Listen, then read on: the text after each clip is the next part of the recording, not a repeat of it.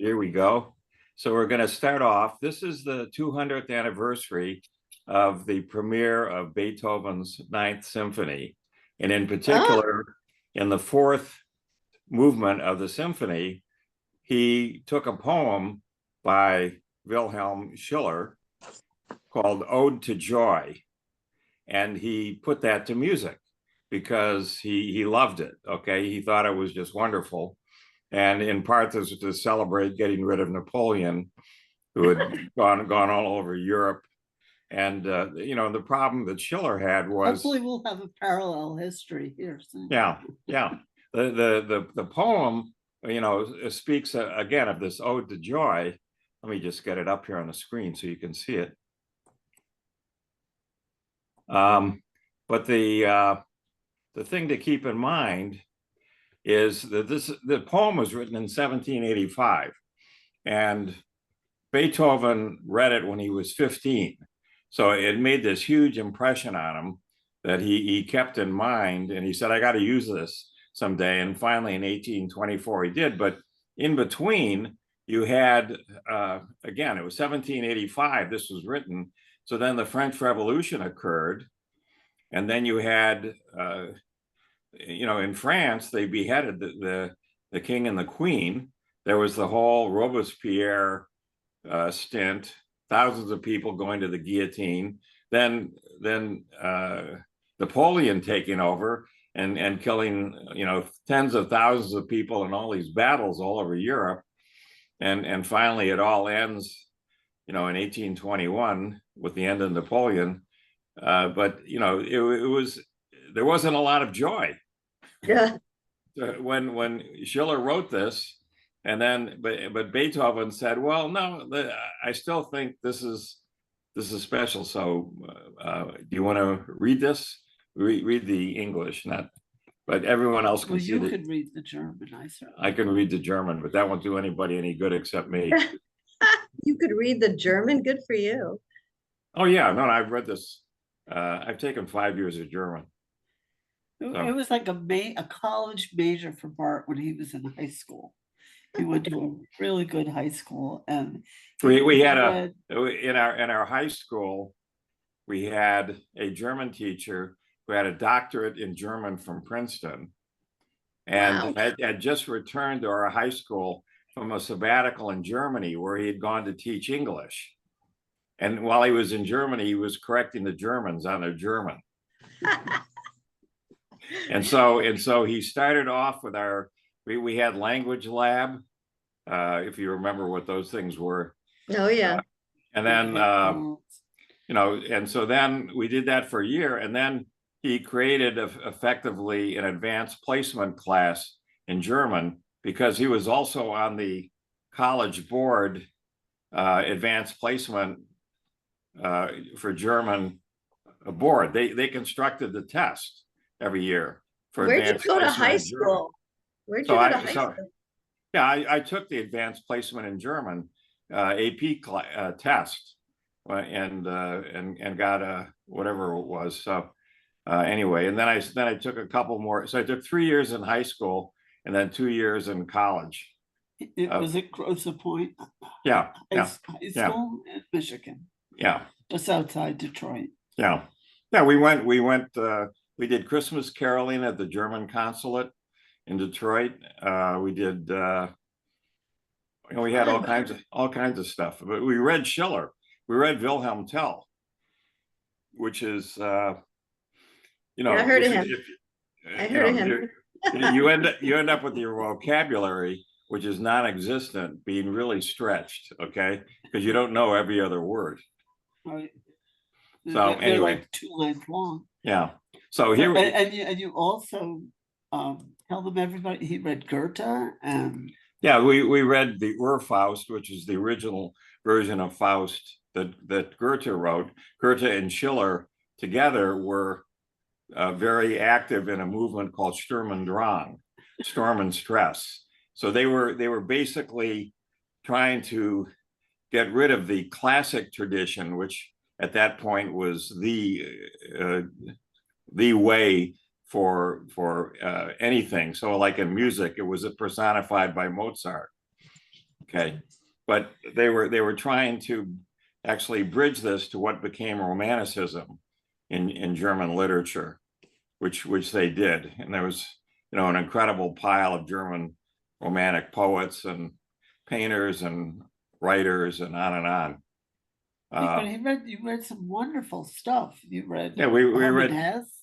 Yeah, Hermann Hesse. We read Thomas Mann, Toten Venedig, Death in Venice. You had a good high school. Isn't that amazing? That's better than a lot of colleges. Yeah. Yeah. No. Well, this guy was an amazing teacher. He was. It was a miracle that we had someone like this. So yeah. I really enjoyed it. Anyway, so here we go. Start out with that note. You want me to read it? Oh, sure, but I just want to introduce it with something that we're using as our theme. We're reintroducing our class to our denominational meeting is happening for all the Unitarian. There's a Unitarian General Assembly that'll be at the end of June, but it'll be entirely online. And so we're going to do a web page. So it's called a poster session that'll go online on June 1st for our class. Okay. To promote it, and hopefully we can bring more. But yeah, we'll get more people from all over the country, all over the world that will see this as a result. But what we say in our opening lines, why this class, we point out that Einstein said there's only two ways to live. And one is as if nothing is a miracle, and the other as if everything is a miracle. So that's kind of. So we adopt the second one. Right. And I think that's really what was kind of informing this Ode to Joy. And it's really what moved us to do the class. That is why the class. Because we feel everything is this, much less our it's a mystic miracle. The fact that isn't that what every religion, I mean, here we are Unitarian, every religion basically says, here's the path, but the path is to joy, to peace and prosperity, good health, and enlightenment, and everybody has a different and love take on it. Yeah, and love is what is it about? Loving, learning and growing, living with integrity and inspiration. I mean, it's great. I think you really nail it. Well, so if you want to read it, Patty, go ahead. I will just move the screen. Okay. We'll just keep read the English, okay? Oh yeah. You could do both. Joy, thou shining spark of God, daughter of Elysium, with fiery rapture, goddess, we approach thy shrine. Your magic reunites those whom stern custom has parted. All men will become brothers under your protective wing.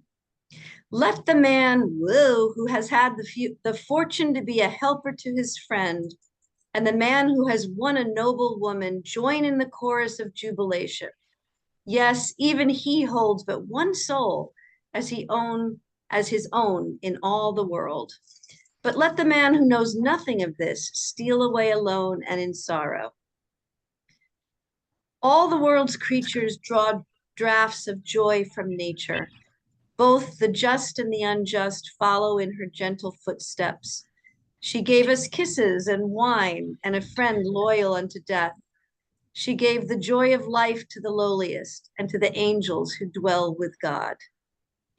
Joyous as his sons speed through the glorious order of heaven, hasten, brothers, on your way, exultant as a knight victorious.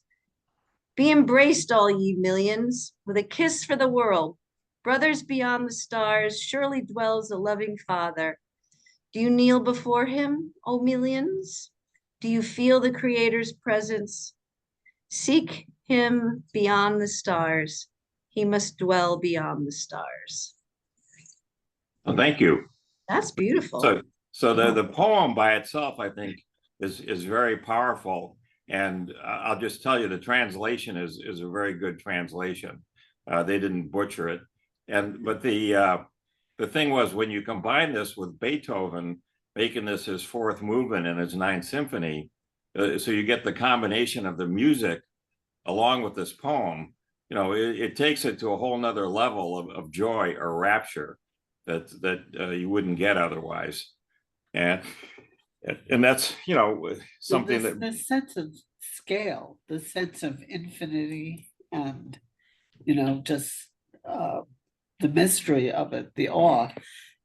I can even deal with the deist language because to me it's so clearly metaphorical. You know, it's, Well, at least they mentioned the goddess, you know, Right. they're not being entirely just the he people. right. yeah. No. They were the Sturm und Drang movement was very, again, radical, and it was very successful because Sturm und Drang is you know what people use today. They didn't realize it came from the movement that Schiller and Goethe created in the 1780s, 1790s to get away from classicism. So I told Bart I've only heard that phrase used sarcastically in New York. Sturm und Drang. You say, oh, hey, you know, what's all the Sturm und Drang about? You know? right. So let's see, we didn't get there. Here we go. Now let me move this down here. I think we'll be okay if I stick it down there.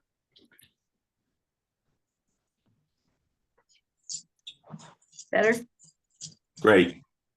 So tonight we're going to cover cosmology, and this is a relatively recent part of, I'll just say, astronomy or science, in that it only became possible with the telescopes starting at the turn of the 1900s and going forward in time. And they've gotten successively better, and it's led to more and more observations of all sorts. And that's led to this notion that we're going to talk about tonight, that there was a big bounce that led to the creation of this universe, and it wasn't a big bang. The big bang by itself is an kind of an oxymoron, because if the universe were all compacted together and was then going to go explode, which is what the big bang connotes, then the first thing that comes up is it isn't big, like it's small. And the second thing is there's no bang, because there's no one around to hear anything. Go back to the tree. If it falls, It's 0 for 2, you know. So anyway, Barclay's tree in the forest. Yeah, so we have just a picture here to try and capture that, which is if things really are a bounce, then what we see here on the left is kind of a series of, there's a universe that here it bounced here, and then it starts to expand, and then it contracts, and now it comes back together, and it bounces here, and then it expands. So it's happening again and again and again. And this notion of the cyclic creation and death of the universe the Hindus had this for millennia. Who knows where they got it from? But it's not a new notion, okay? They described it as breathing. Right. Yeah, the Big Bang is a Western thing, and we're going to argue tonight that really the Hindus got it right, and it's a big bounce. So here we go. Here's our summary here. So we, as always, we start with the Bible because many Christians were exposed to this. And so when people are told, oh, the scientists have discovered this Big Bang, they immediately think of Genesis, or they think of the book of John, and they, oh, great, the Bible got it straight. We're there. We're really all set to go. I'm glad, you know, and in fact, that's what we'll see is wrong. So the next thing we're going to do is we're going to just survey what's going on here is we're talking about the telescopes getting better and better and better. So the first one we come to is Percival Lowell, who put in a telescope in Flagstaff, Arizona, just by the Grand Canyon. And he used this to do all kinds of observations. But he was including finding Pluto. right. Well, yeah, for finding Pluto, but he also was attacked because he looked on Mars and the resolution wasn't good enough, and so he thought he saw channels, which of course became canals. The Italian word is canale, which is channel, but it's not a canal. So he was attacked for saying, that there was a civilization running around on Mars. Who knows? Maybe there was, but so it goes. Then he was doing all this at kind of the turn of the century, and he hired Vesto Slipher. I kid you not, this is the guy's name, Vesto Slipher. And so Vesto started using this telescope to look at things that were looked on as, they were little smudges of stars. And so they were just called nebula because they were foggy. And it turns out those were other galaxies. But he noticed that all of these nebulae were moving away from the where the Earth was, all of them. Okay, but he didn't have good enough capabilities to measure all this. It's really Edwin Hubble who, in the 1920s, had a telescope at just outside of Los Angeles on Mount Palomar, and he was able to see clearly that these smudges now were clusters of stars, and they were other galaxies. And he used the work of this woman, Henrietta Swan Leavitt, to come up with an estimate for how far away these things were. And the closest galaxy you could find is what we would call Andromeda. And it was like 1 million light years away, which is an inconceivable distance. In fact, we now know that it's probably 2.5 million light years away. It's actually coming at us, and at some point in the future, it'll collide with the Milky Way, and then we'll have a different story, but I'm not going to be around to worry about that. Well, so maybe they'll spiral in some other direction. Right, exactly. So Hubble came up with an estimate, which today is called the Hubble constant, for how fast these things are moving away. And it was determined that this is really space itself that's expanding, okay? That sure, they're moving away from us, but the reason they're moving away is that the space is made up of this foam, of these little compartments. And if the compartments get just a little bigger, then all of space gets bigger, and everything moves apart from one another. Okay, without any motion. There's no need to have any motion. Just let space get energized with what's called dark energy, and that will do it. Then what came with this was this realization of what was called dark matter. So another chap at Caltech, who was a colleague of Hubble, Fritz Zwicky, looked at this Andromeda galaxy, among others. And he said, well, let's just plug in some numbers to see what's going on. It's a spiral galaxy and it's spinning around. So we'll say that, it's got 100 million stars and they're each the mass of the sun. And all these stars are attracted to one another by gravitation. And so what would happen if we let this go on? And he immediately concluded that there wasn't enough mass there to hold the galaxy together as it spun, that the stars would all go flying off in every which direction. And he said, okay, so there's probably something I can't see, which is there, which he called dark matter. It's dark because he couldn't see it. And the dark matter gives the extra gravitational attraction to hold the whole galaxy together. And in fact, this was really verified 8 different ways by Vera Rubin around 1970. She studied many galaxies and did incredible measurements on these things. So there's this existence of dark matter, there's this existence of dark energy, and that takes us up to the 1960s, the 1960 timeframe, when we had Bell Laboratories had 2 individuals, Robert Wilson and Arno Penzias, They both went to Bell Labs because Bell Labs had a big microwave antenna. And I don't know if people remember this, but in 1962, Bell Labs put into orbit Telstar, which was a communication satellite. Now, it was in low Earth orbit. It wasn't in synchronous orbit. So what that means is it went around the Earth every, like 2 hours, it went around. So that meant it moved in the sky. So if you had an antenna, you had to be able to aim the antenna at when it came up over the horizon, and then have the antenna continually track it till it dropped down on the other horizon. So they had this thing which effectively was being used for communication, and they decided to use it to do radio astronomy. So they went ahead and started to do this, and they discovered that there were some problems. They had some background noise that they couldn't account for, and it was everywhere. Wherever they turned the telescope, there was this background noise, which has come to be called cosmic microwave background radiation. Wonderful name. And the thing was, they got out and they looked inside their telescope, their radio telescope, and they discovered, of course, it was loaded up with pigeon shit. So they scrubbed all that out, and the noise was still there. The noise didn't go away.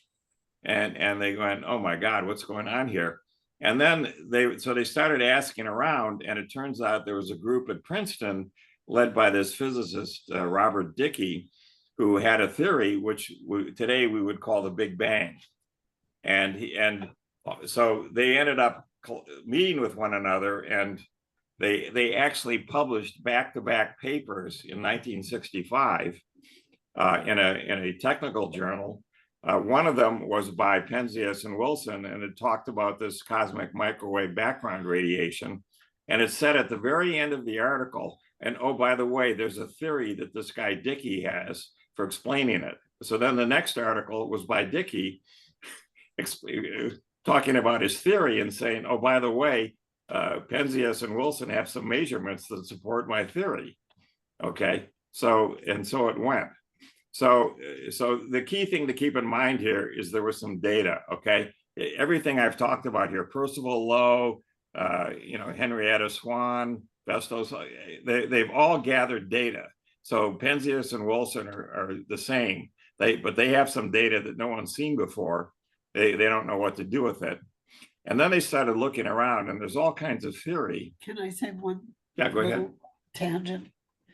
At this time, my mother was working at the Microwave Research Institute at Brooklyn Polytechnic Institute, at the foot of the Brooklyn Bridge by the original beautiful old Beaux-Arts post office building down there, downtown Brooklyn. But they were doing tons of stuff with microwaves at that time. And she was a technician, a lab assistant.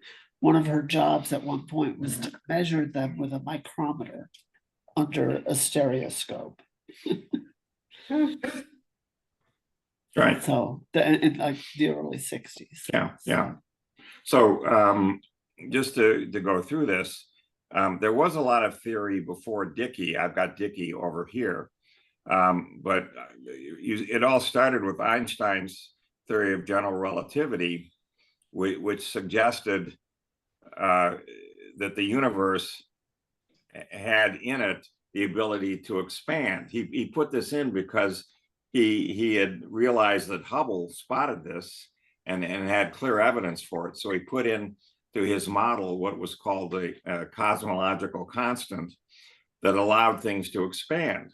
Well, if they're expanding, then it doesn't take too much to say that if you run the time backwards, that they all started off in one place.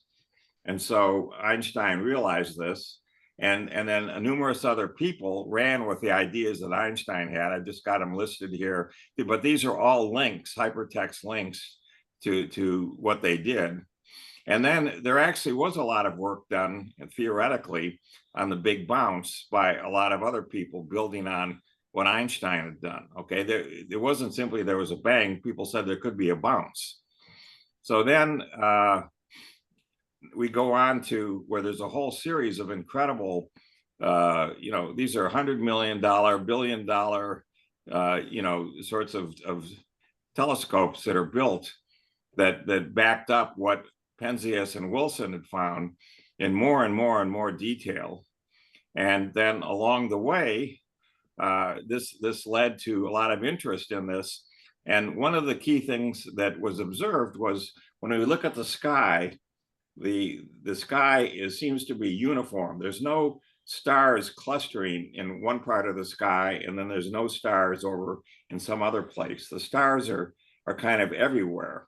And this suggested why this Big Bang or Big Bounce idea was correct. It's because if everything was together, and then I could inflate things rapidly, then all the stars would get spread out uniformly over the entire realm of the universe. And so this was you should think of this as a type of phase transition.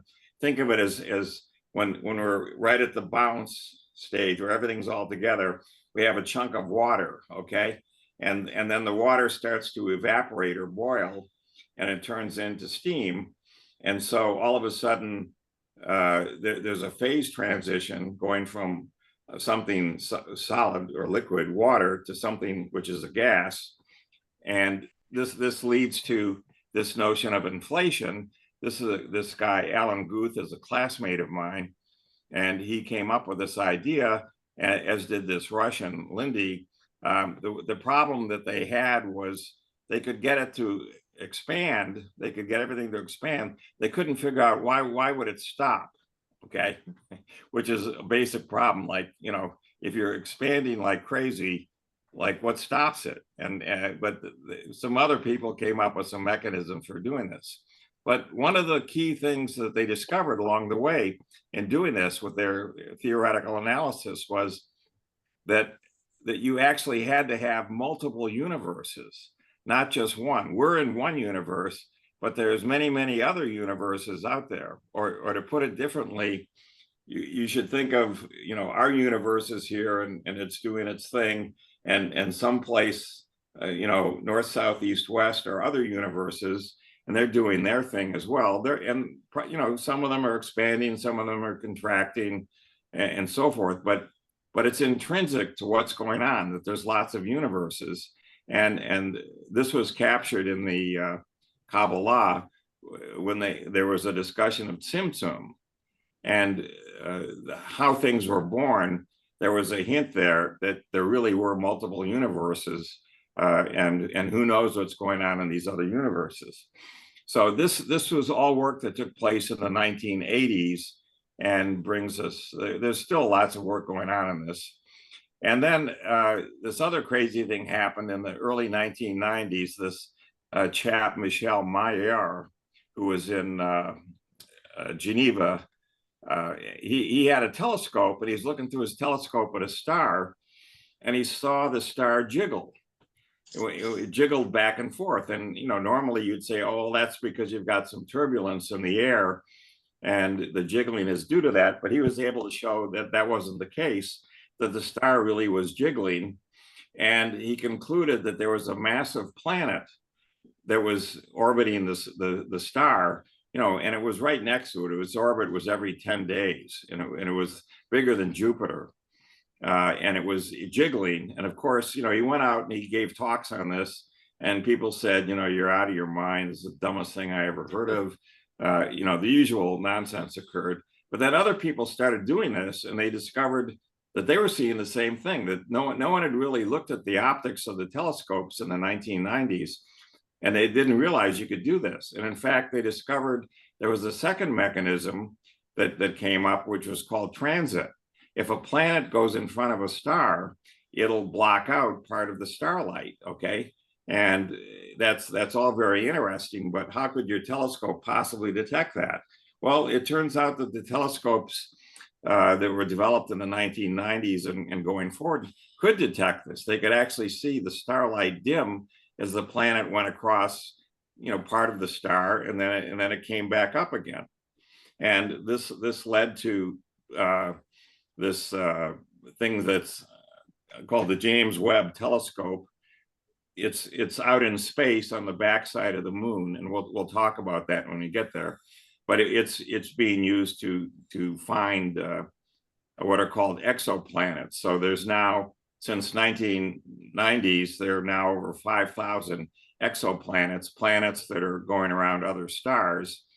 And in fact, this it now is believed that 80% of all stars in the Milky Way have planets, and that probably 40% of all the stars in the Milky Way are dual stars, that there's another star coupled with them. So there's a huge amount of things that have been discovered just recently.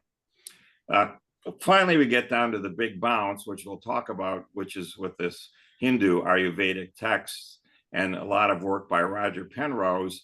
And then Bruce's brother, Ron Cowan, carried out a series of observations. So the things that Penrose did are all theoretical. Ron actually had observations that he made that convinced him and convinced me that there really was a big bounce, not a big bang, and we'll get to that.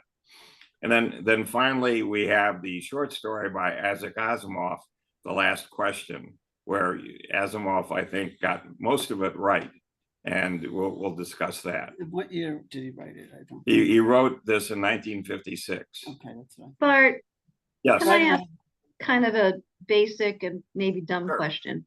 Sure. Because this is fascinating just on its own.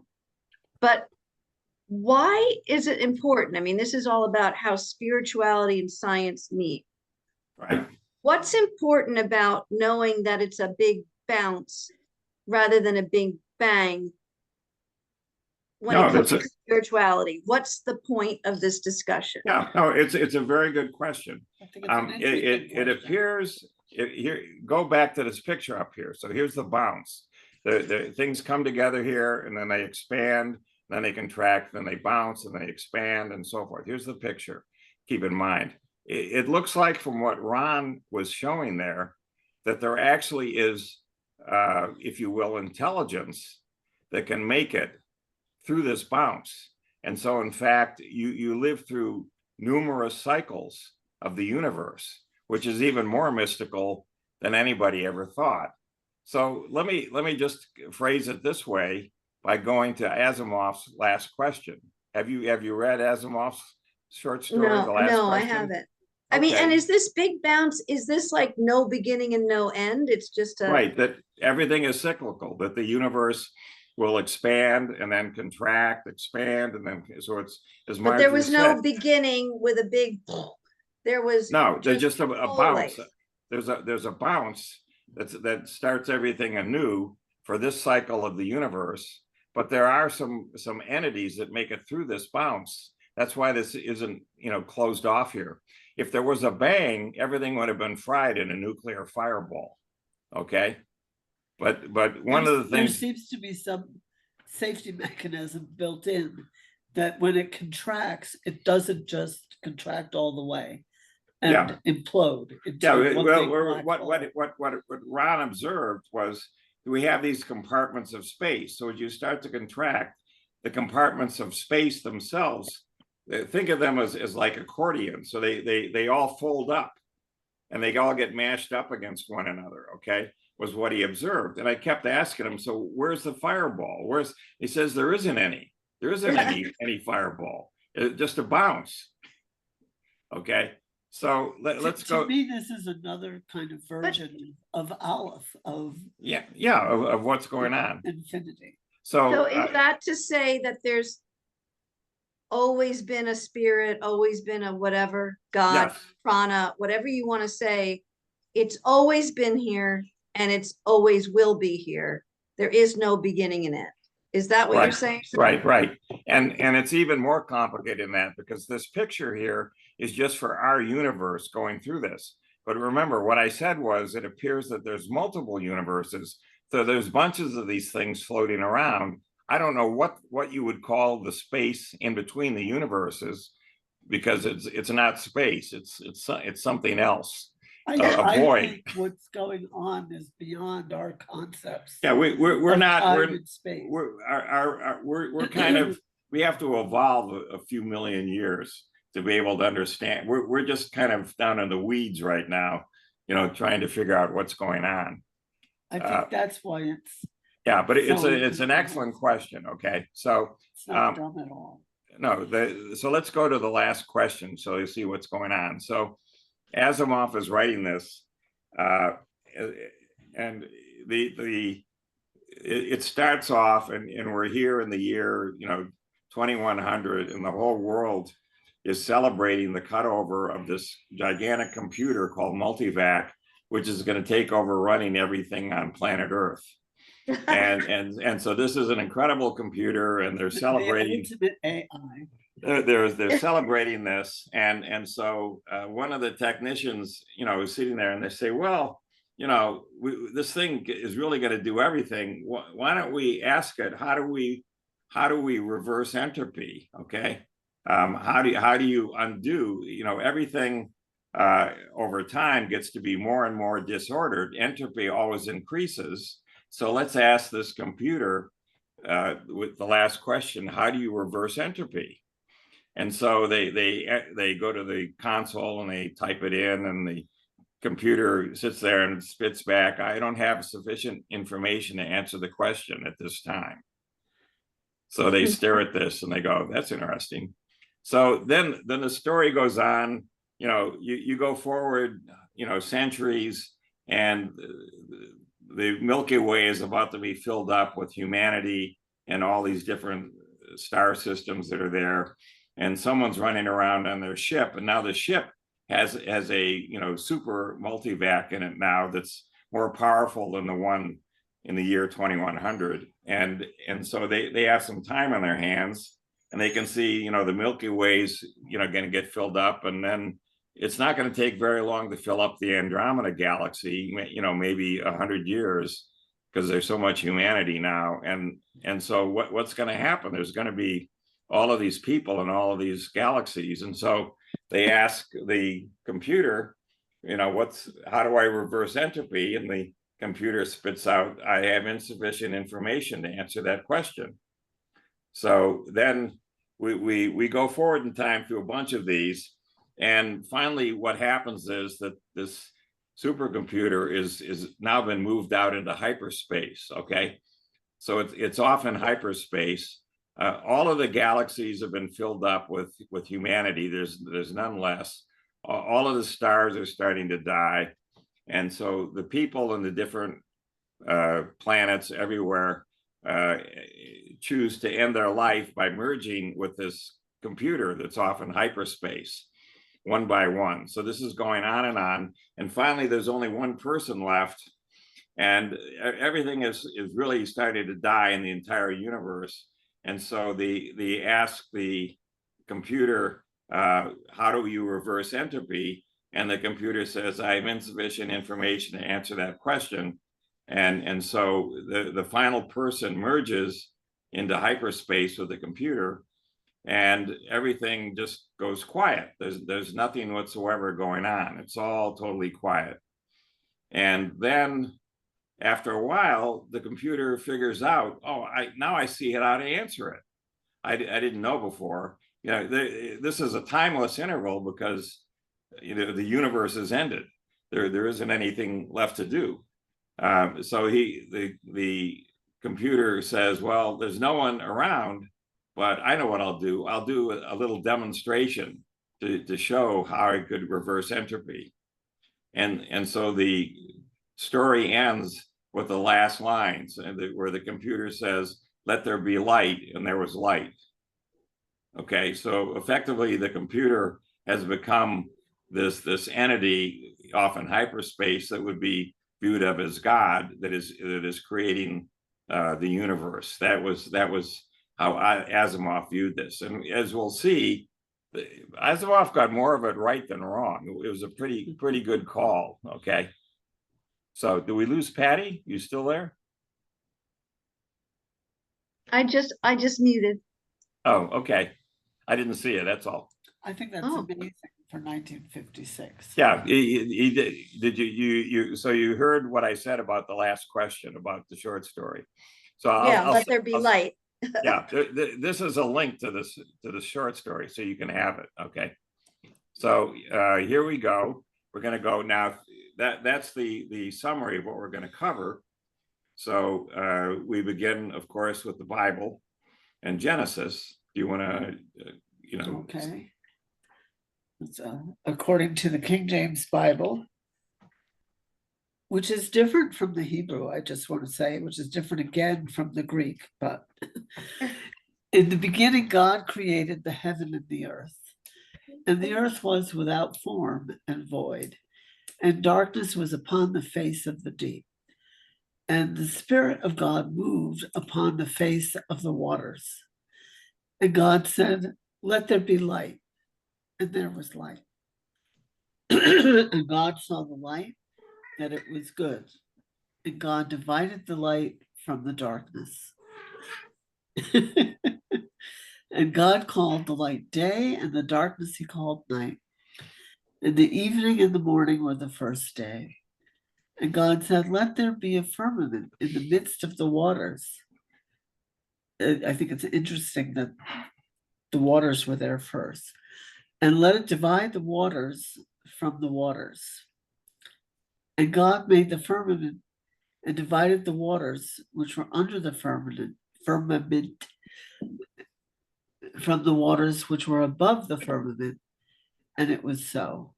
Such an interesting way to talk about the unity. And God called the firmament heaven, and the evening and the morning were the second day. And God said, "Let the waters under the heaven be gathered together into one place, and let the dry land appear."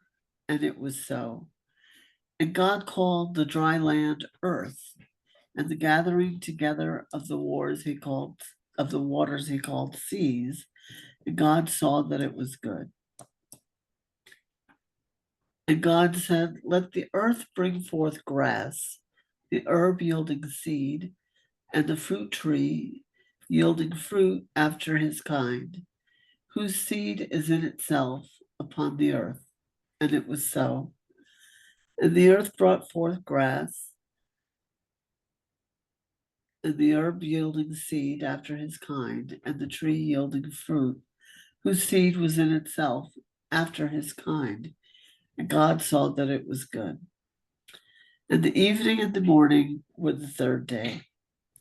And God said, "Let there be lights in the firmament of the heavens to divide the day from the night, and let them be for signs." So this was, the beginning of astrology. It was given by the creator, him or herself. "Let them be for signs and for seasons and for days and years. And let them be for lights in the firmament of the heaven to give light upon the earth." And it was so. And God made two great lights, the greater light to rule the day, and the lesser light to rule the night. And he made the stars also. And God set them in the firmament of the heaven to give light upon the earth, and to rule over the day and over the night, and to divide the light from the darkness. And God saw that it was good. And the evening and morning were the fourth day. And God said, "Let the waters bring forth abundantly the moving creature that hath life, and fowl that may fly above the earth, and the open firmament of heaven." And God created great whales, and every living creature that moveth, which the waters brought forth abundantly after their kind, and every winged fowl after his kind. And God saw that it was good. And God blessed them, saying, "Be fruitful and multiply, and fill the waters and the seas, and let fowl multiply in the earth." And the evening and the morning were the fifth day. And God said, let the earth bring forth the living creature after his kind, cattle and creeping thing, and beast of the earth after his kind. And it was so. And God made the beast of the earth after his kind, and the cattle after his kind. Did I already read that? Okay, that was 25. 26. And God said, let us make man in our image. I think it's really interesting myself. I studied this for actually like a couple of years in my Kabbalah class. All the sudden it turns plural and feminine. And that's the Elohim are saying, let us create humans in our image, after our likeness, and let them have dominion over the fish of the sea, and over the fowl of the air, and over the cattle, and over all the earth, and over every creeping thing that creepeth upon the earth. And from what my teacher said in Hebrew, it wasn't dominion as in ruling over, but it was more like being responsible for them, really being like shepherds. So God created, there's a better word, I'll think of it later. And God created man in his own image, made male and female, created he them. And God blessed them, and God said unto them, be fruitful and multiply, replenish the earth and subdue it, and have dominion over the fish of the sea, the fowl of the air, and every other living thing that moveth upon the earth. But it's different where in the Garden of Eden, where it talks about Adam naming them. That's a certain kind of power that he had the power to. God gave Adam the whatever the authority to name the animals. There's this better word. I'm sorry, I can't think of it. And God said, behold, I have given you every herb bearing seed, which is upon the face of all the earth, and every tree, and which is the fruit of a tree yielding seed. To you it shall be for meat. And to every beast of the earth, and to every fowl of the air, and to everything that creepeth upon the earth, wherein there is life, I have given every green herb for meat. And it was so. And God saw everything that he had made, and behold, it was very good. And the evening and the morning were the sixth day. So there you have it. One of the problems with the King James Bible is there was a committee that put it together based on 4,000 manuscripts, all of which were probably at least secondhand and probably third hand, in the sense of none of them had eyewitnesses to anything whatsoever. So, if we looked at the Old Testament at the Torah, I think we'd see something very different than this. But the opinion that I understand of scholars is that the story is much older than the rest of the Torah. Right. That it came from, possibly. Genesis it just comes across as very different, right, than the rest of the Torah. It's there's something different about it. So anyway, you want to do this? Why don't you? Okay, so now we go to the New Testament, the book of John, and this begins as follows. In the beginning was the Word was with God, the Word was God, and the same was in the beginning with God. All things were made by him. Without him was not anything made that was made. In him was life, and the life was the light of men, and the light shineth in darkness, and the darkness comprehended it not. And there was a man sent from God whose name was John. The same came for a witness, to bear witness of the light, that all men through him might believe. He was not the light, but it was sent to bear witness to the light. That was the true light, which lighteth every man that cometh into the world. He was in the world was made by him, and the world knew him not. So this is much more abstract, but I honestly think this is closer to the truth of what really happened in this bounce. Okay, John was a mystic, and this is him trying to get across. Here's what happened at the start, and so it goes. So When you study the these early chapters through the light of Kabbalah, it's fascinating because you see that it's talking about 4 phases of creation, of the creative process. And the last one is physical formation. But you have to create the template first, and then you can, refine it and develop it. And there's this sequence to the process that still shows in the text. And it doesn't make sense really without Kabbalah. It seems like it's pointlessly repetitive in places or contradictory. And it's because they're talking about 4 different levels of creation and existence. And any creative process, whether it's our own creative process or the divine creative process, which I feel there's enough hints there that they know they're speaking metaphorically. They don't really think there's some kind of a man on a cloud doing this. They're talking about the Simsum. It's separating itself from itself, which is an illusion because it's all one. And we know that, but nothing happens unless you have that illusion of separation. And that's what they're talking about in the Simsum. It's like a game, it's like a form of play that the divine is doing so that something can happen. And that's where the whole miracle comes from, is from this, it's kind of like a wink, that he's playing hide and seek with himself or itself. yeah, one of the things. What do you mean, Simsum? Yeah, Samsung. Hold on a second. Let me get out of this. Let me see if I can pull this off. This is always fraught with peril, so hold on. Let's see. You had a link. Here we go. Here's what I want.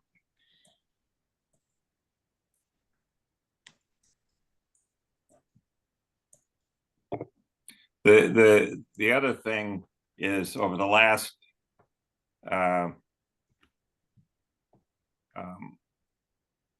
20 years or so, there's increasingly a school of people that believe that the Torah was rewritten to write out the role of women and the eternal feminine. Right. And so it goes. So let's see if this works. Go to our page too. The image on our homepage is a nice. Right. So here, Tzimtzum in Hebrew means contraction, constriction, condensation. Isaac Luria was what, in the 1400s? What does this say? He's considered the father of contemporary Kabbalah. Very late.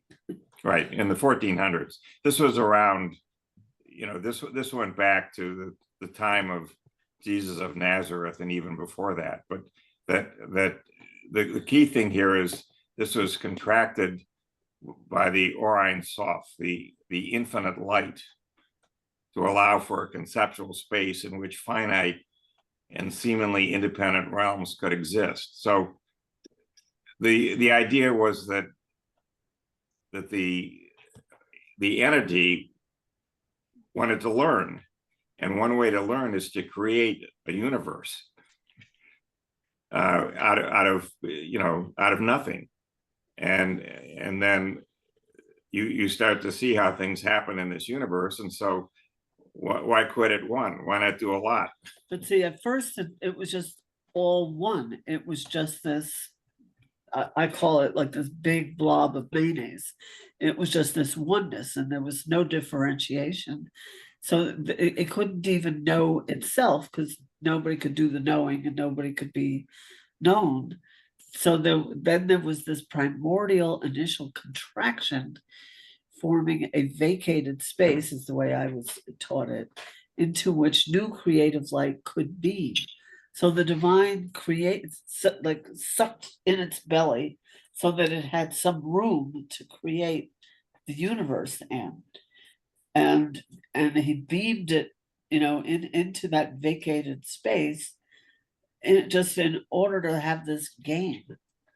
So it's different from Buddhism, but it's not really opposed to it. Yeah. So there's go back there.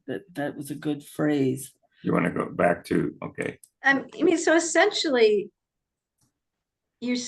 I guess you're saying, and you read this all the time, that in order for God, spirit, whatever, to know itself, or as you said, to learn, there has to be relativity. If you're just you can't experience you. You have to create an other in order to fully experience who you are. And Right. the other is all of us. Right. Correct. And you, Very well said. yeah, and then you interact, and the interactions lead to evolution, that each of you individuate as people in going in different directions. Now that so we are So spirit, this next sentence is but really, we're also a soul. We're each an individual soul, but we're all one. We're all originally part of spirit, right. but there is an individuality as part of this experience. Exactly. We forgot the oneness and our ultimate unity with it in order to have this experience of multiplicity. And I love this next sentence. In Kabbalistic interpretation, Simpson gives rise to the paradox of simultaneous divine presence and absence within the vacuum and resultant creation. So the creation is created in that vacuum, in the oneness. So it's a subtractive process rather than an additive process. But this is what I was saying is, It's through the division is this, that's artificial. We know that, but it's so that there can be this interplay and growth. And I choose to believe that the learning and growth are real. It may all be a drama, it may all be Sturm und Drang, but our growth in terms of emotional and spiritual maturity and love, that's real. Even if it's all just a simulation, we are learning. and again, I'm just trying to get across here, there's this absence. So I said, like, we've created these universes, so the universes each have their own spaces.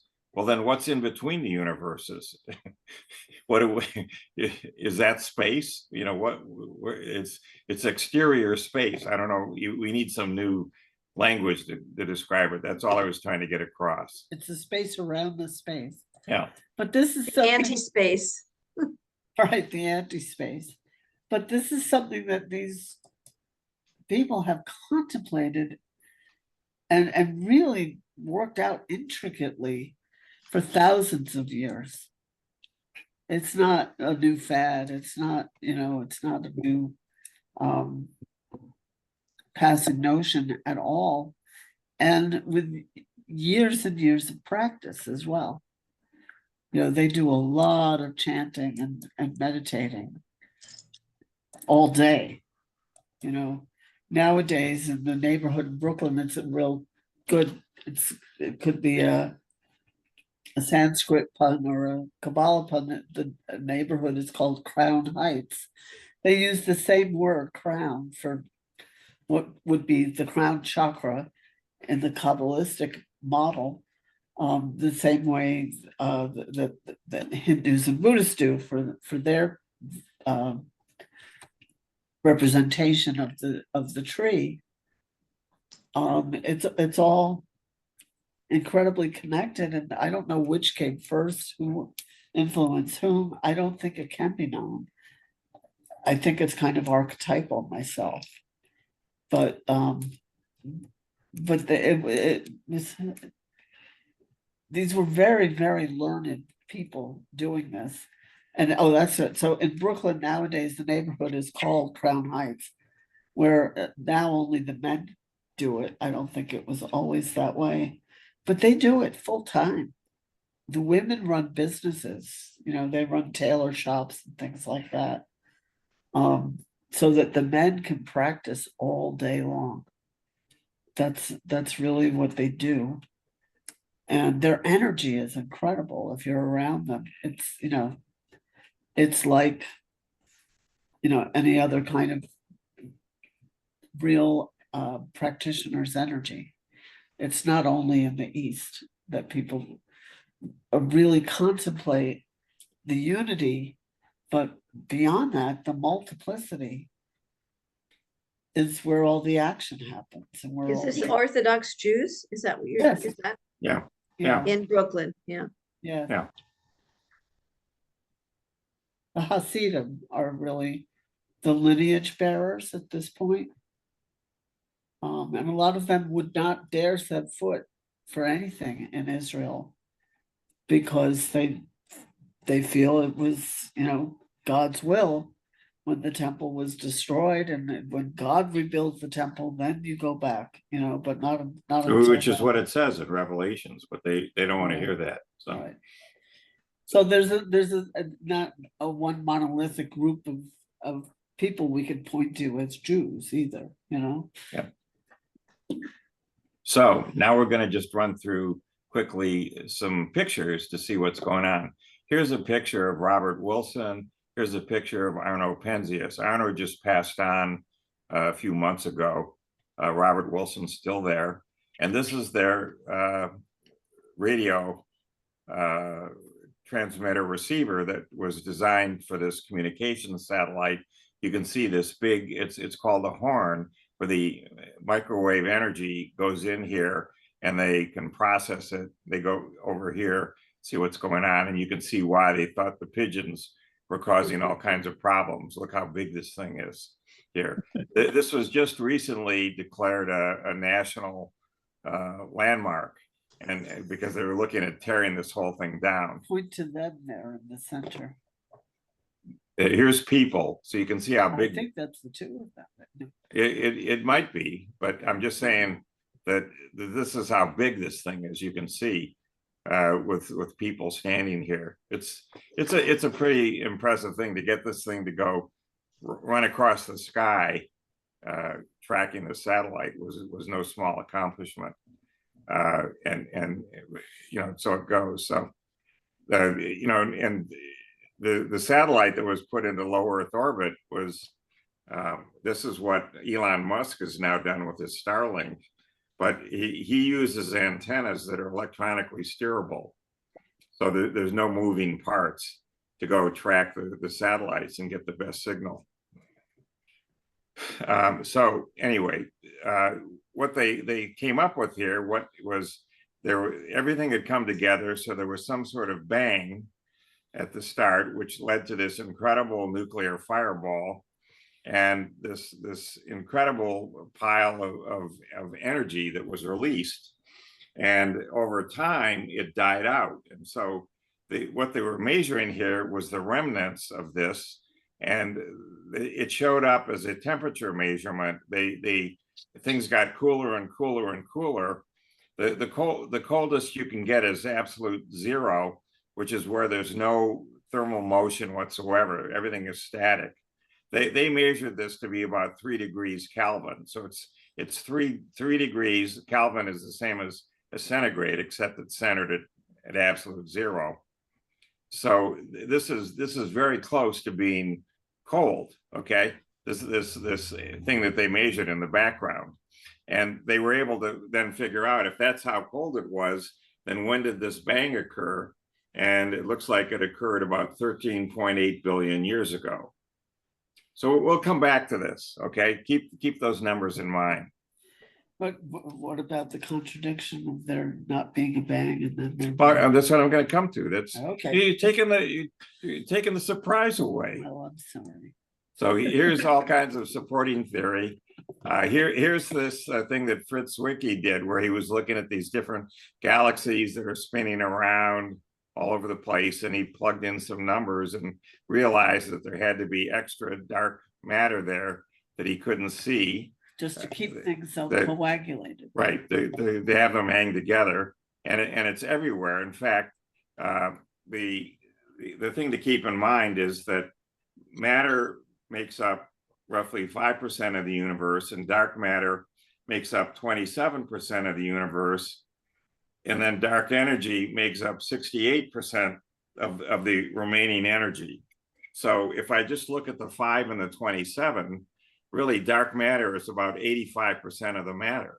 Okay, it's most of the matter. What we are is matter. We're not dark matter. But you know, something to keep in mind, most of everything is dark matter. I think it's kind of like they used to call junk code when they didn't know what most of the DNA was for. They said, oh, that's just leftover junk code. Yeah. Does it have consciousness? Yeah, it does. It appears that this is where our souls live. Okay. In the dark matter? Yes, yeah, it's tied into the dark matter. Souls that are not in human form. Right. Well, the human form is just you have this body, and you're born and have the body, and the soul attaches itself to the body. It incarnates with the body, and then you die, and the soul Goes back into the dark matter. Yeah, and then it waits around. Yeah, like we all know that. Okay. Well, yeah, you gotta look for the explanations, and so then you reincarnate. You come back as something else. Maybe you come back as a turtle, you know, or a puppy dog. So there are all kinds of experiments. What I want to know is, and this is a question for the Buddhists as well, are we all unified in between, you know, our earthly lifetimes? Or are we still individual souls? Is that who or what reincarnates? You know, and apparently it changes, you know, gender back and forth. Yeah, you come back as a woman, as a man, you know, whatever. Change species.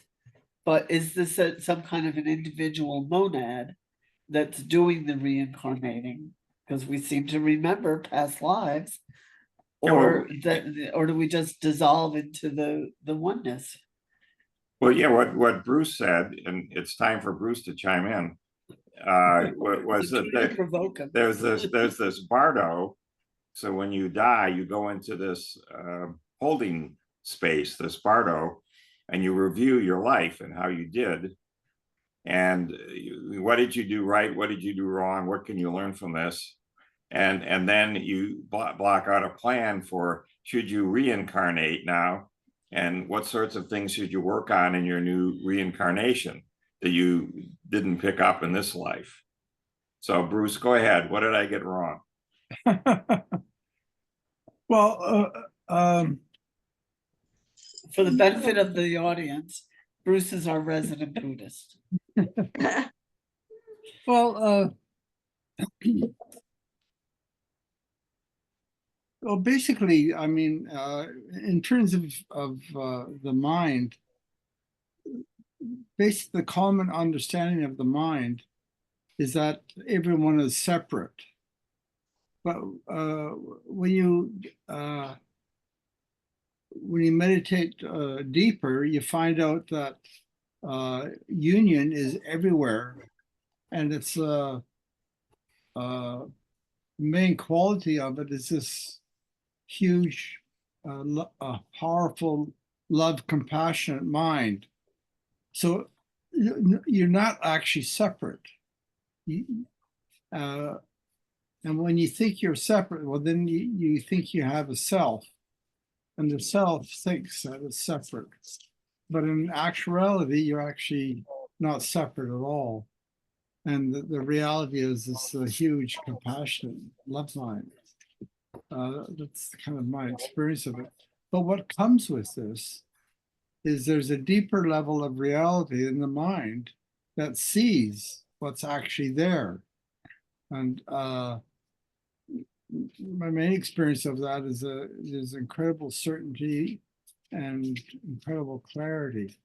And there's a deeper part of the mind that sees what's really there. Now that part of the mind is huge, as vast as the universe itself. So it's a whole different level of experience. But then there's,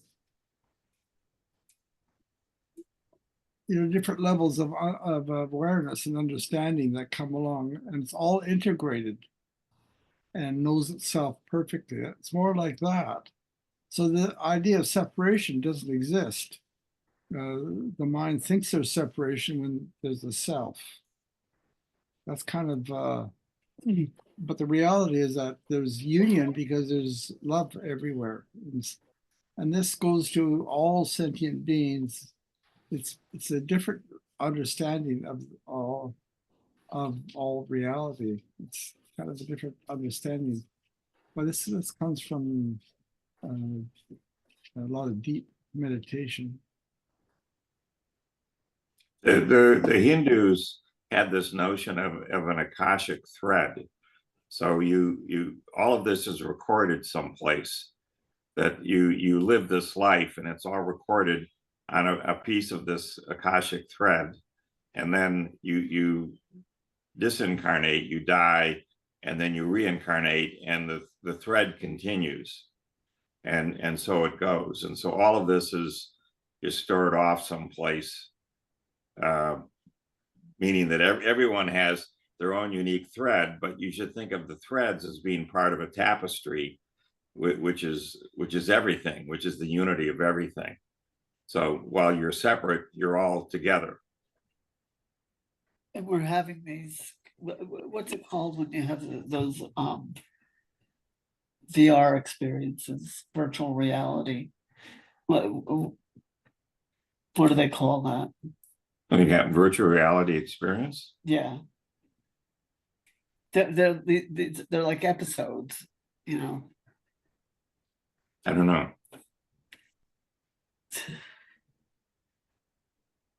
I'm not a Buddhist scholar, so it's kind of No, I understand. yeah. Yeah. I mean, I know that Ron Cowan was able to explore, in a previous life, he said he was incarnated as this woman mathematician, Emmy Noether. And what was unusual to me was Emmy Noether as a entity was there in the back of Ron's soul. He was floating around. And so we would have these three-way conversations with Ron today and Ron as Emmy Noether and me. But that was who Ron was. He was able to do that. So anyway, let's plug ahead. One of the things that happened between the time that Penzias and Wilson, who by the way got the Nobel Prize for publishing this report on this background radiation, was that they said, we've got to get better measurements of this. And so over a period of time, and it took till 1989 to build and launch this entity here, which went up into orbit. So it's above the Earth's atmosphere. So that's not impeding anything. It's out in orbit in space, and it's sensing everything in a particular set of frequency bands. And when they looked at this, they constructed a map, and the map, you would expect this is the universe. And I said everything is kind of spread out or is uniform. Well, you can see it isn't. That when there was this startup thing, some areas were red and some areas are blue. And so it isn't uniform, but what you miss is the scale on this. So that the scale on this is, I remember I said that they're looking at the cosmic background radiation, and they figured out it should be 2.7 degrees Kelvin, okay? The difference in the red and the blue is 1/100th of a degree. In other words, there's no difference. but by making them red and blue, you can see the difference. So there's slight, asymmetries here, but effectively everything here is at 2.7 degrees Kelvin, right on the money. It's just that they wanted to have a pretty picture to show people, and if you just showed them a picture that was all red, they go, that what we paid, hundreds of millions of dollars for this, what's going on? So again, the guy who did this also got the Nobel Prize. This is no small accomplishment. Then there was a balloon experiment that got up high enough to get away from all the turbulence and everything. And it came back with this picture at a different set of frequencies. And you can see the scale here is, oops, hold on. The scale here on the one hand is minus 300 microkelvin degrees and plus 300 microkelvin. So this is the full, here is 100 microkelvins. So if that's 100, it's 0.0001 of a degree is the scale going from 0, here's 100, and here's minus 100.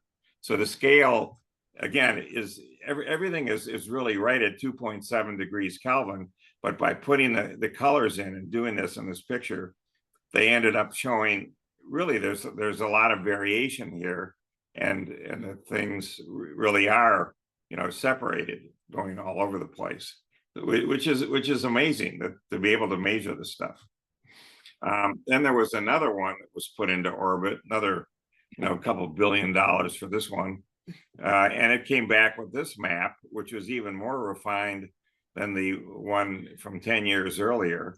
And again, this is in just tenths of a degree, just to show you what's going on here. But so it goes. And that's the visible universe. Yeah, that's the visible universe, showing this is the remnants of the explosion that created this background radiation. This is the background radiation, but it's not. It's for all intents and purposes totally uniform. But you hear the instruments are so good they could show how it wasn't perfectly uniform. There's some things that are different here in different places. And so again, data after data confirming there was something that happened here. This is a Planck. This is a European Space Agency. The others were all done in the US. And this shows, here's the first one, the 1989 one for the Cosmic Background Explorer, this one here. So if it was doing its thing, it would just see, pretty much everything uniform. Here's the one I just talked about before that, the Wilkinson one, and you can see the uniformity here. This is the European one, and it's even getting even greater uniformity. So, but everything's confirming it really is at 2.7 degrees Kelvin, and look at the incredible structure that's here. Okay, that's what you get out of this. And this is probably now $1 billion to build this thing and get it in orbit.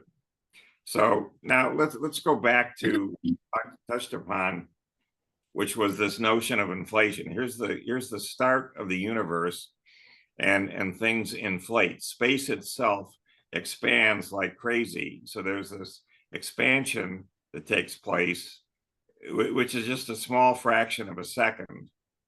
And then this nuclear fireball is there, if you believe this theory, and it finally cools off after 380,000 years, so that you can actually get to see light. Up to this point, it's so hot that you can't even have light. Everything is just a gigantic plasma with everything cooking. But finally, you get down to where it's at this point, and this thing that's 380,000 years after the start of the universe is what was measured by all those different techniques there. It's the remnants of the explosion that took place, if you believe that. And so it took 200 years to get some stars, according to this picture. 200 million. 200 million years. That has now been displaced by this James Webb telescope that shows there were stars much sooner than this, which shows that this whole thing is suspect, and so forth. But the net of it is something happened 13.7 billion years ago to create this background radiation. So that much is true. how you interpret it is something else, okay? And so let's go forward here a little bit. There was a satellite that was launched called Kepler, and Kepler was in orbit. It's still there. It was in orbit for a few years, and then the motors on it failed, so it couldn't function. But it discovered, again, over 4,000 planets around neighboring stars, okay? And it wasn't, if the motors had kept going, it would have kept going. Right now, there's over 5,000 of these exoplanets that are around other stars. So this suggests that there's planets everywhere, maybe around 80% of all the stars, and therefore each of these galaxies appears to have on the order of 100 million stars.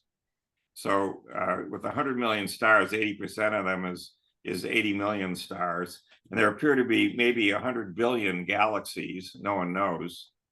And so it's highly likely that there's life all over the place. It's not just us. There's too many places where you could have life. And so just keep that in mind as we keep going forward here. These are all inevitable. Yeah, it is. These are all examples of these large planets. Earth is here, and this satellite was so good, it could find, the whole point in launching this thing was to try and find other Earths around other stars, and it found these sets of planets here. This one is what it looks like it's twice as big as the Earth. This one is 30-40% bigger. This one looks like it's the same size, and so it was great at finding these planets. Now this one, this James Webb Telescope, is the latest one. This one is like $10 billion, this telescope here. And so the first thing was you want to get the telescope into space so that it's outside the atmosphere. But then they wanted to go look in bands like the infrared band. Well, if you want to, infrared is heat. So you want to go to some place where you're measuring heat. But that means that you can't have any heat hitting your instrument. You've got to have all the heat coming from someplace else. So they looked around and they decided to stick it at the Lagrange point number 2. If you line up the sun, the moon, and the Earth, with the moon being on the far side of the Earth, so they're all in a line, then you go out. That's an eclipse. A ways, okay. Yeah, the Earth is eclipsing the moon in what I just said. If you go out a ways behind the moon, so the moon is completely sheltering this thing, okay, and you end up with a place where you can actually carry out infrared measurements. Here's an example of a picture that was taken, which was unbelievable of what's going on here, showing the early universe of this telescope. And the other problem that they had with this thing was they had to be able to put a sunscreen in front of it, which is in part, it's not quite shown here, but there's these mirrors that you see here that they ended up constructing. They couldn't fit this inside a rocket nose cone, so they had to be able to have this whole thing fold up and then unfold on the backside of the moon, which is not exactly the easiest place to go fix it if something goes wrong. So they went crazy trying to get this thing to work, and apparently it works, and it's taking these amazing pictures, and it's coming back with many, many more of these exoplanets, as well as measurements of this cosmic background radiation. Those are enhanced, right? Yeah, these pictures would be impossible to get from Earth, okay? But they're colorized. They're all colorized to show you what's going on, but they're in the infrared band. They're not in the visible light band here, okay? So again, data upon data being gathered to say, yeah, there really was something that happened here.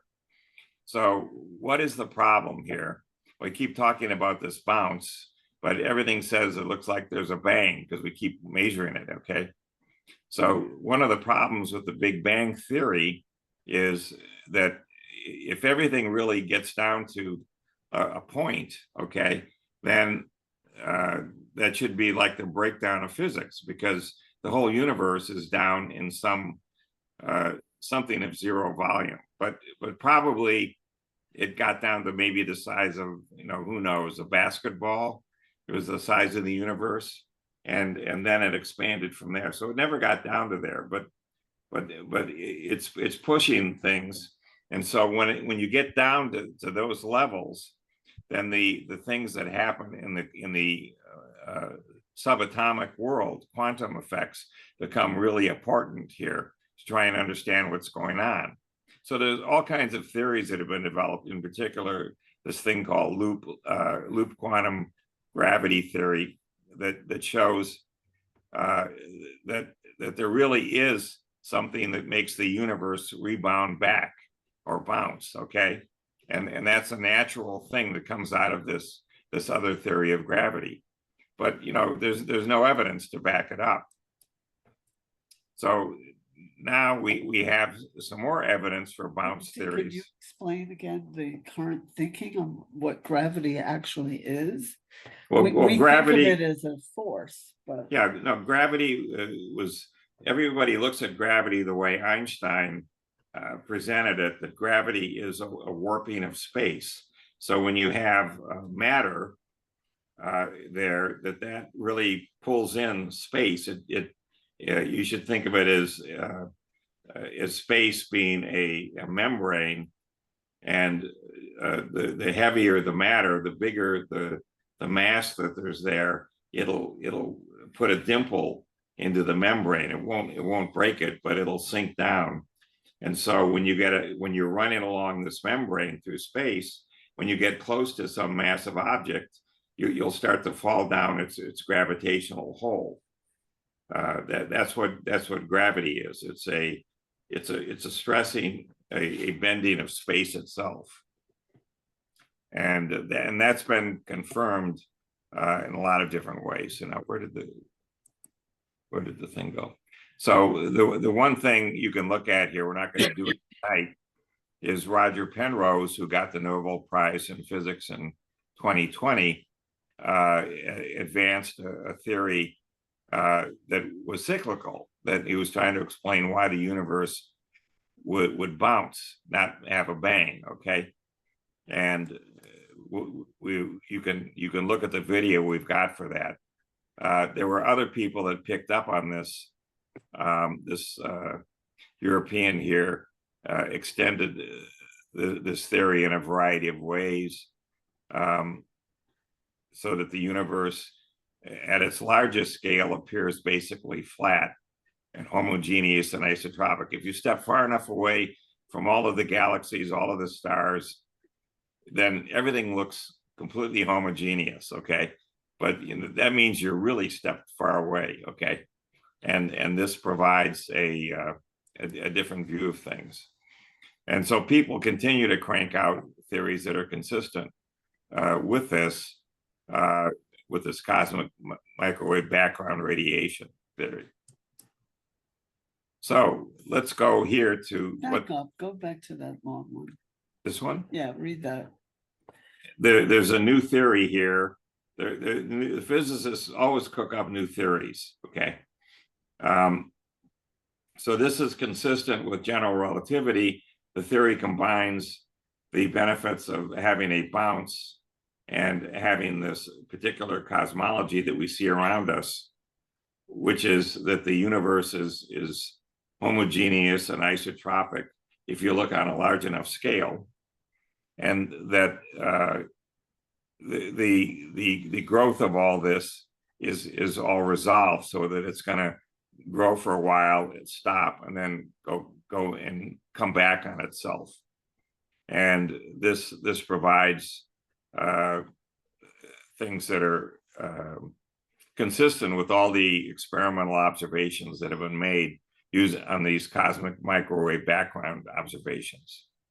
So it's another theory. Whether it's true, remains to be seen. But let's just go to what the Hindus had to say, and they believed in this bounce, and this thing bouncing around like this. So this is an abstract version of things bouncing around that I found on Google Images. And here's a picture that Penrose came up with, you know, showing here's the universe that expands, and then it flips back. And this is his conformal mapping, so that all of a sudden it flips back into a very condensed place that goes through inflation, then expands and flips back into this. So it's doing the same thing. It's cyclical. You see it expanding, contracting, expanding, contracting. He just does it in a different way than this picture up here. And here's a video with him explaining what he did. And here's another video trying to explain in even layman's terms, you know, what he did. So that's what we have for theory. There's no data for any of this. The only way to get data is to start the universe over. So that's what Ron did. Ron actually made observations on this, and he claimed the following, that he would meditate and he would be able to hold the memories that he had for maybe, you know, 3/4 of a second. So that was long enough for him to link to the previous 3/4 of a second of his memories, which in turn was long enough to link to the previous 3/4 of a second. So he went through his memories all the way back to the start of the universe. That's what he did. And so these are direct observations that he saw here of the universe. And what he saw, he made this picture here that I've got. It's over here. So all of these space compartments have been crunched down, and you could think of them as like an accordion type shape that got just folded all up on itself. So everything's been crunched down, and it's all there, and then it keeps getting more and more compact, and then it bounces back out. So the key thing that he said repeatedly, and I pushed him on this, was there was never any bang. There was no nuclear fireball, no anything. It was just a bounce. So the universe inflated, and then it started going through the creation of all these stars and then galaxies and so forth. But no nuclear fireball, no bang. He saw the inflation because he was looking at the space compartments and what was happening to them as they popped out and they sprang to full size. I pushed him on looking for Higgs bosons. So what is the Higgs boson? If you look at matter, you see that all of matter has different ratios. Electrons, protons, neutrons, quarks, all have different amounts of matter, okay? But the one thing that they all have is that their matter is, they have these ratios of the matter, but they also have it multiplied by the value of this Higgs boson. So the Higgs boson is just a scalar number. It sets the scale for how massive an electron would be, how massive a proton would be. But initially, there's no Higgs boson. So there's nothing. The matter that we're talking about, or even the dark matter, there's no mass whatsoever to anything. But as we start to inflate and we start to get these space compartments kicking in, two different Higgs bosons appeared, one for matter and one for dark matter. Dark matter only has these subquarks to them, so that's it. Matter has, you know, like I said, electrons, neutrinos, protons, neutrons, all kinds of stuff. But the scale of these things all kicked in here, and Ron saw the Higgs boson for matter and the Higgs boson for dark matter. Okay, and this is a picture here where he's trying to show these things get bundled together, and so he's showing it as hexagons. Got 1, 2, 3, 4, 5, 6, 7, 8. No, 7, 8, 9, 10, 11, 12, 13, 14, 16, 17, 18, 19. So he has 19 of these things here. These are all space compartments that have been crammed together. and they're all going to be expanding on you. Okay. Take What? some water. Hmm? Take some water so you can talk. Oh. Now, the key thing here that we've seen repeatedly is there's all this evidence for this background, cosmic background radiation, that something happened. Well, the simplest explanation for that would be that, remember, there's many universes out there, and our universe is expanding. And what if it ran into another universe? Nothing good would happen, but it would probably create an incredible background radiation that would lead to what was measured by all these different people. Two universes combining with one another, which suggests that our universe might be much, much older, maybe not just 13.8 billion years old, but it might be, 1 trillion years old, some incredible time scale. And so that's the time scale of this here, is this might be much longer than you think. This might be several trillion years. Not, right now we're saying the universe is only 13.8 billion years old. No, it probably collided with another universe to create this thing. That would be an explanation that would account for doing this. And of course, I have no idea, how to go quantify that. And I asked Ron about this, and all he said was that he never saw any of this background radiation, this cosmic background radiation, that there clearly was no bang that occurred. That's based on his observations. And so that's what we have. So the bulk of the evidence right now is for this bounce occurring based on what Ron has seen, because Ron is the only one that's seen anything That we know of. Yeah. And undoubtedly, many, many other mystics have gone through deep meditation and duplicated what Ron saw. The difference is that they didn't have any framework like Ron did for trying to figure out what's going on. So they saw these things happening, and you end up with a description like in the Kabbalah with the Simsung, okay, which is probably a perfectly good description for that person. They didn't have the vocabulary, the framework that Western science is offered. But that doesn't mean they're wrong. It just means they got a different set of words than we're using. Can you go back to the cover image? This one? No. Which one? The cover, don't we have the Simpson on the cover of this document? Do we have the Simsung? Where did I put? Isn't it on the first page?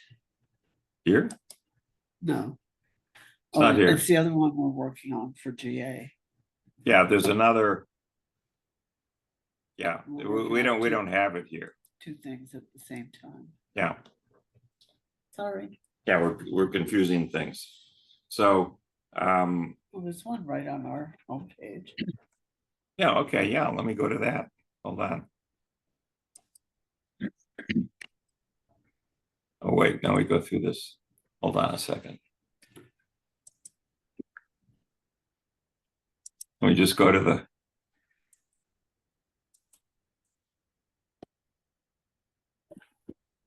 I'm going to go to Aleph Talks. Here's our homepage. Now we'll go back to. Just scroll down a bit. Hold on, I'm going to.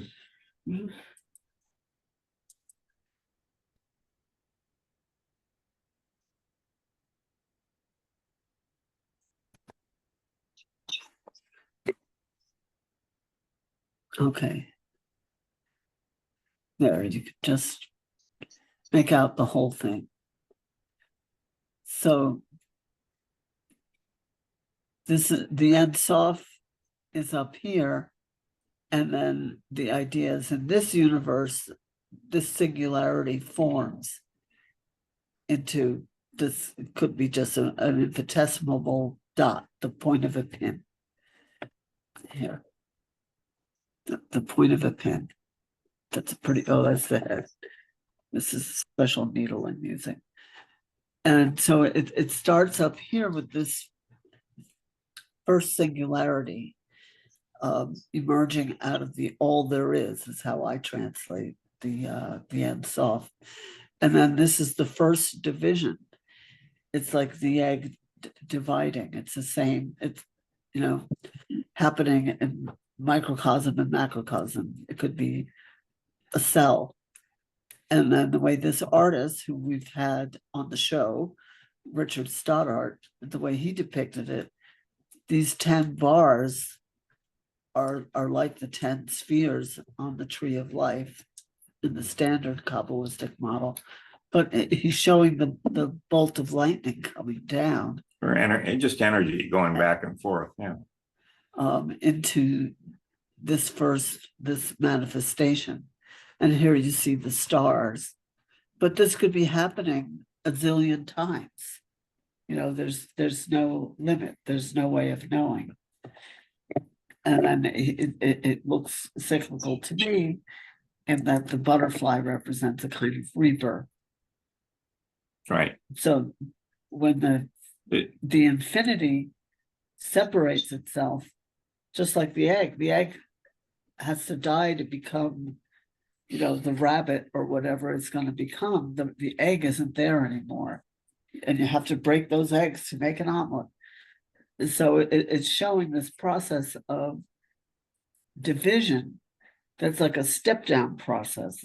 It's very much, you know, physics in action. But the idea is also the consciousness comes out of it. Right. And that there's we are reborn as these multiplicities, as these multiple singularities. Yes, we are the divine, we are the one, but we're not just walking around as the one, we're the individual one that we are at this point and probably at various points. right. And everything is evolving too. That's, you know, you have to keep that in mind. So you're learning all along the way. Theoretically. Yeah. You know, some people learn and some people are just people. Potentially. Right. So that's what we wanted to cover was this this bounce versus bang. And while there's a lot of evidence for the bang, there was a bang there, you know, because they observed something, but it looks like it probably could have been due to our universe hitting another universe in this multiverse of universes. And, you know, who am I to say? I asked Ron about this, you know, and he just went back to the bounce. Okay. He never saw this explosion, this cosmic background radiation. Well, he went back to the most recent bounce. Right, the most recent one. And he was actually able to capture memories of before from the previous universe. That some things did actually come through from the previous universe into this universe. Not a lot, but something. So Forever and ever, amen. yes. Well, you know, I can't do what he did, you know. I'm just the reporter. I was just pushing him to look for Higgs boson. You know, the end of, well, at least the Episcopalian version, you know, for thine is the kingdom, I would say, the unity, the power, and the glory forever and ever. Amen. Right. I mean, you just gave a very long explanation of there is no beginning and end. There wasn't a big bang. We expand, we contract, we expand, we contract. It's all there. You can see it if you go deeply enough into meditation. And we're all one. And we continue to evolve. We continue to learn from interacting with each other and with the universe around us. And our thesis is that this is what the mystics have always been saying. Of course. In all the traditions, in different Absolutely. ways. but it's essentially the same teaching of this expansion and contraction. The light is within. We are Yeah. all one. We Yeah, believe in this creative power. The problem with this is the only experiment you could think of running is to restart the universe. And no one knows how to do that. Well, Asimov. Oh, come on, Bart. That's a good You're so depiction. disappointing. You don't know how to restart the Well, universe. that's what I liked about Asimov. He came up with a way to do it. You know, and he had everything off in hyperspace anyway, which is where it has to be to start with. So It's where we all are. yeah. But I love it that it was left to AI to do it. Right. Well, the other way of doing it is have 50 Rons who meditated and get different information. Right, intersecting circles of Yeah. information. Yeah. Yeah. The problem is that Ron had a physics background and was looking for this sort of framework. Okay. And a lot of people don't have that. So you're going to have to, you know, just to have a common vocabulary to talk about these things. You know, I mean, the Kabbalists have their own vocabulary. It's perfectly good vocabulary.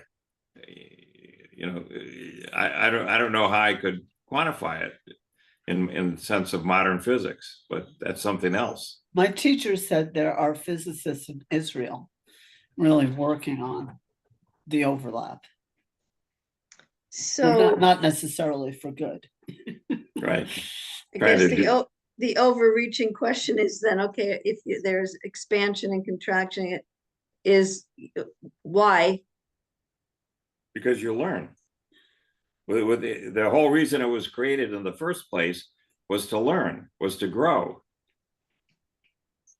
I think it's just so that we have this, we could say, the illusion of movement and growth and change. And it's like breathing, you know, and it's just as creatures breathe, whether it's underwater or not, there seems to be some way of processing, whether it's oxygen or information. Well, or the other thing you have that I'm looking at is that Ron's ability to look into the past is just one of the qualities of awareness that he had going. The one that really impressed me was that he could look at anyone's mind and look at the previous karma, what happened in previous lifetimes. He did that for me. He did that for me, and it was very helpful. He explained quite a few things. And he can do that with anyone. He can look at somebody's mind and he sees the previous histories. Yeah. This is the thing about when you have really highly developed meditative awareness, you start seeing these sort of things. I mean, it can get rid of fear, because I think people, when you think there's a big bang and then the universe is expanding and it's just going to die, you know, people could just crawl into a little ball and be fearful. Sure. Versus get rid of the fear. And what's the opposite of that? It's just love, I guess. And joy, they say. Yeah. Yeah. Ron said that he looked in his past life, and he was there at the birth of Jesus of Nazareth, but he was there in Bethlehem holding a spear because he was there to guard the soldiers of Herod from, remember, they're looking for all firstborns, and they're told to kill them. So he was there to protect them at birth, and then they left and fled to Egypt, and so he was out of it. And then he looked at me and he said, "Oh, and you ended up teaching him how to meditate." Okay, that was when he was, 10 years. Teaching who how to meditate? Jesus of Nazareth. You taught Jesus how to meditate? That's what Ron told me. He said, I had no idea that you did that till I looked at you. This is what Bruce is saying about Ron's ability. He was able to look into my, and like I And asked there's Ron, this bridge in Brooklyn. yeah, I asked Ron, what does he think, about like the Torah, in the New Testament and what happened there. And he said, well, like for example, he was a soldier, someone who's just protecting Mary and Joseph and Jesus at the birth. But he said, look, they weren't in a stable. They were in an inn, or they were in someone's house. Remember, houses had animals in them then. They had cows and goats, and Yeah, they had a little antechamber where they yeah, brought them yeah, to birth because it was yeah. cold if it was too cold. Yeah. So he said he said when he reads these things, like, reading in the New Testament, all this stuff, they're like reading fairy tales. He says they're like nice stories, but they bear no relationship to what really happened. Like, where is there any description that there's an armed person protecting them in any of these stories? Nowhere. But if we're all one, then he was Jesus, he was Mary, and he was Joseph. Yeah. And the guard, and nobody's anybody, according to the Buddhists. But at the deeper level, we're different. So anyway,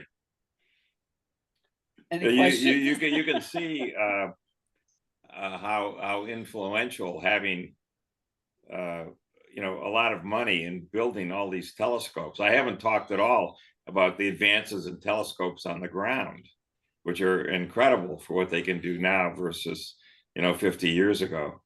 And so there's more and more data showing up for all of these different things, and we'll see where it goes. But it's been really a golden age of creating this subject called cosmology, which is having a discussion of how did the universe start? How did it end? What happened along the way? And there's a lot of people that have spent 50 years of their entire professional careers on this.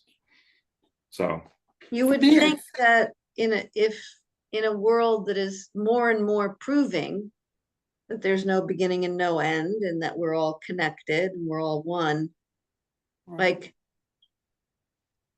why is there such a thing as Gaza and Israel? At this point in history, it is sort of mind-blowing what's happening in our world. Yeah, or the Ukraine. What's going on in the Ukraine? Why is that happening? It seems a bit like Armageddon, but it's good to know that it's not going to end. We're just going to bounce. Yeah. There'll be a few people left in the ark. They'll go through the little skinny part, and it'll happen again. Right. Well, thank you. That's like reassuring. Maybe mankind is moving towards a more loving reality where they don't have any more war. Yeah, I think you're seeing a transition going in the age of Aquarius, where this is just the transition effects you're seeing. Gaza and Trump and what they have to first kill everybody off so that only the loving, kind people are left. Well, but in terms of the deeper levels of awareness, anger and hate are illusory. They're not reality at all. They're just creations of the self. They don't have an existence in terms of the deeper realities of the mind.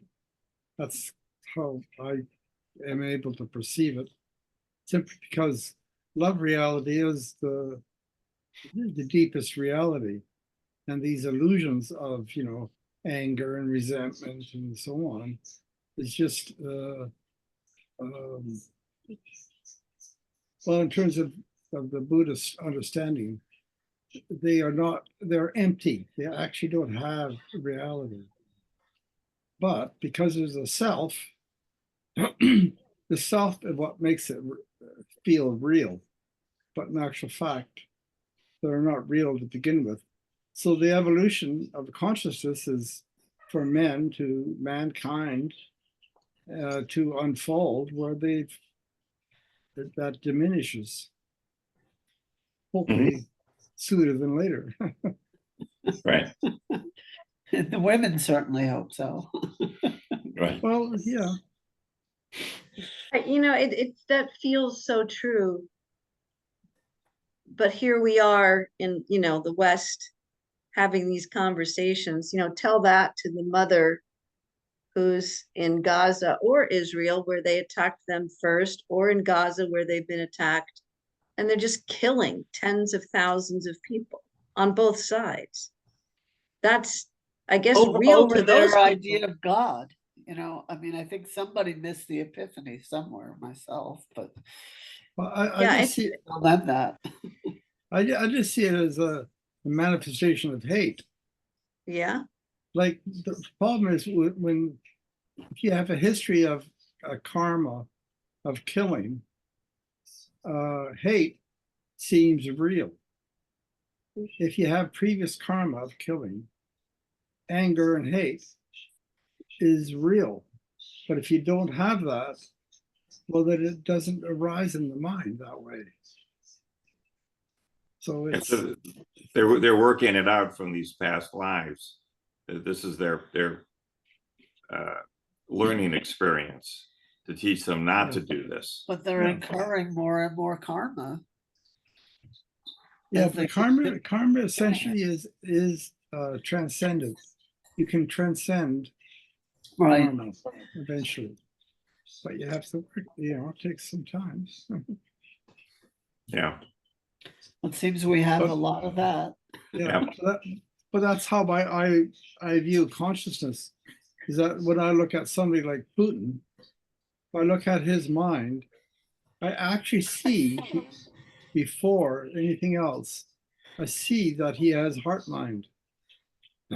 But then on top of that, you have layers of previous lives of killing, and he thinks in this lifetime that that's reality. But in actual fact, it never is. But that's kind of a, so basically you have the unfoldment of consciousness moving towards what I call heart mind or love mind. can that karma be, I mean, I always thought of karma as an individual thing for an individual soul. But do you think there's karma on a bigger, more inclusive level, like a whole group of people? Well, there's a kind of a momentum that's like that. Like belief in killing, like it's obvious in the Middle East, like killing seems to be a way of doing things, but it's still an illusion. Like the underlying reality of the mind is still love mind. And it's just caught up in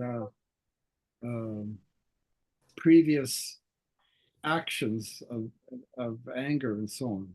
But in the end, they're not actually real. That's what happens when you transcend the self, is you automatically find that the love reality is everywhere, and that's reality.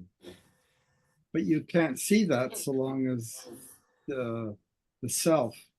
Problem with the self is that, you know, everyone thinks that anger and resentment and hypercriticism and so on is part of reality, but it isn't, is what you find out.